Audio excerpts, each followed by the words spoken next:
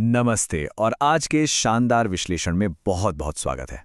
आज हम जिस कहानी का ब्रेकडाउन करने वाले हैं ना, वो लालच, धोखे और एक एकदम जीनियस मास्टर प्लान की कहानी है। मतलब इसे हम द ग्रेट लंदन हाइस्ट, एक कॉमेडी ऑफ एरर्स कह सकते हैं। आज हम एक ऐसी सिचुएशन देखने वाले हैं जहां एक बेहद ही मासूम इंसान एक ऐसे घोटाले में फंस जाता है जो सुनने में ही बिल्कुल इम्पॉसिबल लगता है, लेकिन फिर उसके दोस्त एक ऐसा जाल बिछाते हैं जो हॉलीवुड की किसी भी थ्रिलर मूवी को मात दे दे।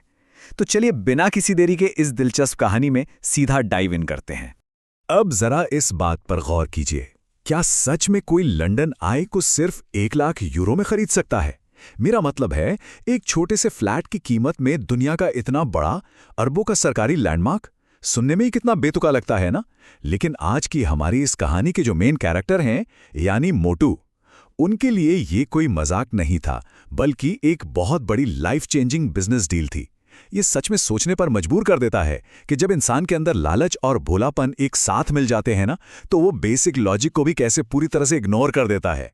ठीक है, तो चलिए इसमें थोड़ा गहराई से उतरते हैं। आखिर ये पूरा ड्रामा शुरू कैसे हुआ? ये जो 1 लाख का आंकड़ा है ना, बस यहीं से सारी गड़बड़ शुरू होती है। कहानी में एक बहुत ही शातिर ठग है जिसका नाम है सरकार। वो मोटू के सामने ऐसा नाटक करता है जैसे उसे इसी हफ्ते अपनी फैमिली के पास रशिया शिफ्ट होना है और उसे पैसों की एकदम सख्त जरूरत है। तो वो मोटू को ऑफर क्या देता है? वो कहता है कि वो बिग व्हील यानी अपना लंदन आई सिर्फ 1 लाख यूरो में बेच रहा है। ये एक एकदम क्लासिक स्कैम टेक्निक है।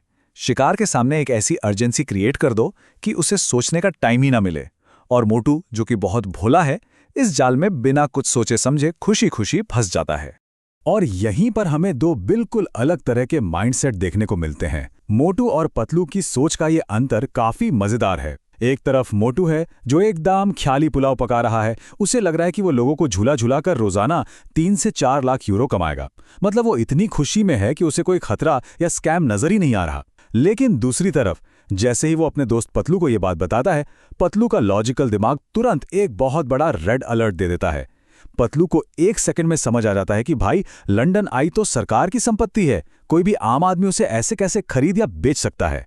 अब यहां जो बात सच में सबसे ज्यादा दिलचस्प है वो ये है कि जब ठग पकड़े जाने की कगार पर होते हैं तो वो कैसे रिएक्ट करते हैं। जब पतलू मोटू को उसकी गलती का एहसास कराता है और मोटू अपने पैसे वापस मांगने जाता है, तो ठग सरकार और उसका साथी जैकी वो बिल्कुल नहीं घबराते। इसके बजाय वो बहुत ही चालाकी से अपनी बात को एकदम से घुमा देते हैं। वो कहते हैं, ओ, मैंने गलती से बिग बैन की जगह बिग व्हील बोल दिया था।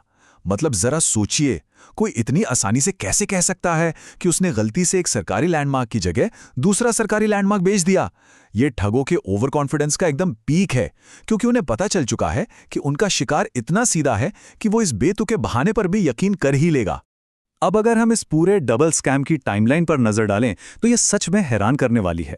एक सक्सेसफुल ठग कैसे काम करता है, ये उसका एक परफेक्ट उदाहरण है। देखिए, पहले घंटे में मोटू लंदन आई खरीदता है, दूसरे घंटे में पतलू उसे सच्चाई बताता है कि वो ठगा गया है, तीसरे घंटे में मोटू ठग के पास वापस जाता है अपने पैसे वापस मांगने के लिए। लेकिन चौथे घंटे में क्या होता है?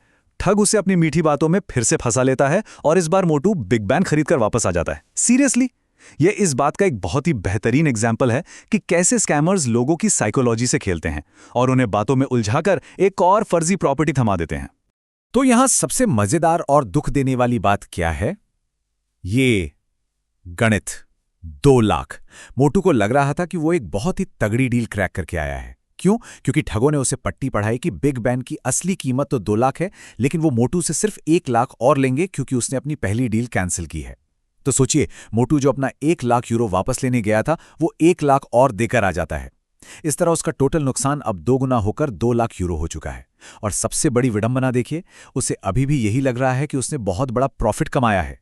लेकिन जैसा कि हम जानते हैं, हर अच्छी कहानी में एक टर्निंग पॉइंट जरूर आता है। जब मोटू वापस आकर अपनी इस दूसरी अचीवमेंट के बारे में बताता है, तो पतलू को समझ आ जाता है कि अब पानी सर के ऊपर से जा चुका है। अब हाथ पे हाथ धरे बैठने का या परेशान होने का टाइम नहीं है, बल्कि उस ठग को उसी के गेम में मात देने का टाइम है। अब एंट्री होती है पतलू की, जो इस कहानी में तर्क और बुद्धिमानी का प्रतीक है। वो चीजों को अपने कंट्रोल में लेता है और एक ऐसा मास्टर प्लान बनाता है, एक ऐसी योजना जो ठग के सबसे बड़े हथियार यानी उसके लालच का इस्तेमाल उसी के खिलाफ करने वाली थी। चलिए अब पतलू के स्टिंग ऑपरेशन को स्टेप बाय स्टेप डीकोड करते हैं। ये पूरा सेटअप किसी हॉलीवुड हाइस्ट फिल्म से कम नहीं है। पतलू का प्लान 3 बहुत ही सिंपल लेकिन एकदम सॉलिड स्टेप्स पर टिका है। स्टेप 1, वो उसी जगह जाता है और एक ऐसे डायमंड ट्रेडर का नाटक करता है जिसके सारे पैसे और कार्ड्स चोरी हो गए हैं। स्टेप 2, वो अपनी जेब से एक रूबी निकालता है और दावा करता है कि ये पत्थर बेशकीमती है। और स्टेप 3, जो सबसे क्रूशल है, वो ठग सरकार को इस डील में कूदने का मौका देता है। पतलू बहुत अच्छे से जानता है कि जो इंसान दूसरों को ठगता है ना, वो अंदर से खुद भी बेइंतहा लालची होता है और बस इसी लालच को उसका जाल बनाना था। 25 करोड़। अब जरा इस भारी भरकम नंबर के पीछे की साइकोलॉजी को समझते हैं। पतलू उस नकली रूबी की कीमत 25 करोड़ यूरो बताता है। ये कोई छोटा मोटा अमाउंट तो है नहीं। ये इतना बड़ा नंबर है कि सरकार जैसे शातिर ठग के भी होश उड़ा दे।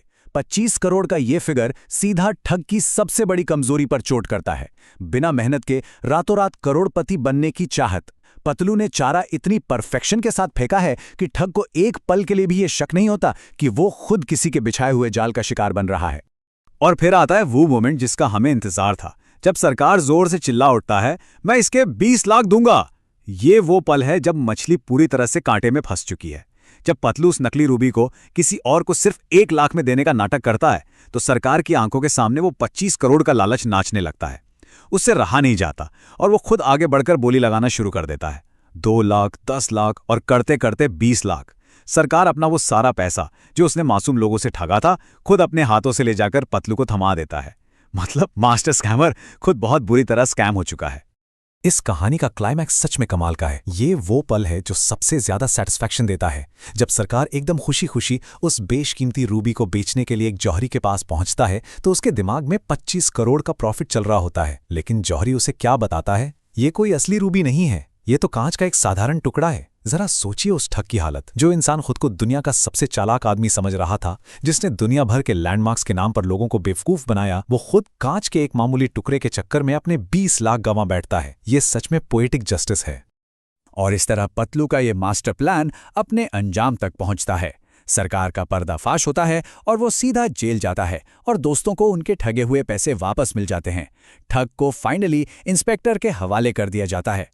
इस पूरी घटना से एक बात तो बिल्कुल साफ हो जाती है, भले ही कोई इंसान कितना भी भोला या सीधा क्यों ना हो, अगर उसके पास पतलू जैसे अच्छे और समझदार दोस्त हैं तो किसी भी बड़ी से बड़ी मुसीबत का सामना किया जा सकता है। पतलू की स्मार्टनेस ने न केवल मोटू के पैसों की भरपाई की, बल्कि एक खतरनाक ठग को सलाखों के पीछे भी पहुंचा दिया। और अब हम इस पूरे ब्रेकडाउन के अंत में आ गए हैं। इस मजेदार लेकिन आई ओपनिंग घटना के बाद एक बहुत बड़ा सवाल खड़ा होता है। धोखे के इस खेल में असल में अपने ही लालच की सबसे बड़ी कीमत कौन चुकाता है? मोटू ने लालच किया, लेकिन वो अपने सच्चे दोस्तों की वजह से बच गया। लेकिन ठग सरकार, उसके खुद के लालच ने ही उसका सब कुछ छीन लिया और उसे जेल की हवा खानी पड़ी। ये कहानी भले ही एक कॉमिक अंदाज में दिखाई गई हो, लेकिन इसका मैसेज बहुत गहरा है। शॉर्टकट और लालच आखिर में इंसान को उसी के भुने हुए जाल में फंसा देते हैं। इस सवाल पर कभी ठंडे दिमाग से सोचेगा। उम्मीद है कि आज का ये विश्लेषण आपको काफी दिलचस्प लगा होगा।